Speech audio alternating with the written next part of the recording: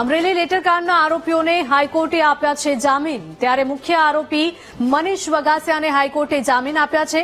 જસવંતગઢના સરપંચ અશોક માંગરોળિયાને જામીન મળ્યા છે। જીતુ ખત્રાને પણ હાઈકોર્ટે જામીન આપ્યા છે।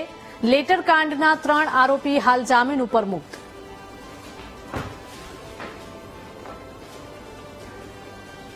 સંવાદદાતા દિલીપ જોડાયા છે ફોનલાઈન પર। દિલીપ, જણાવશો કે અમરેલી લેટરકાંડના આરોપીઓને હાઈકોર્ટે જામીન આપ્યા છે, શું વધુ અપડેટ? અમરેલીના જે બહુચર્ચિત લેટરકાંડ છે એમાં જે મુખ્ય 3 આરોપીઓ હતા એમને હાઈકોર્ટ દ્વારા જામીન મળ્યા છે। અહીં અમરેલી કોર્ટે જે છે સેશન કોર્ટ દ્વારા એમના જામીન રદ થયા હતા, જેને અનુલક્ષીને જે 3 આરોપીઓ છે એ નામદાર હાઈકોર્ટમાં ગયા હતા, જે હાલ એમને જામીન મુક્ત કરવામાં આવ્યા છે। અહીં મુખ્ય આરોપીમાં જોઈએ તો મનીષ વગાસિયા, જસવંતગઢના સરપંચ હતા અશોક માંગરોળિયા તથા જીતુ ખાતરાને હાલ જામીન મળ્યા છે।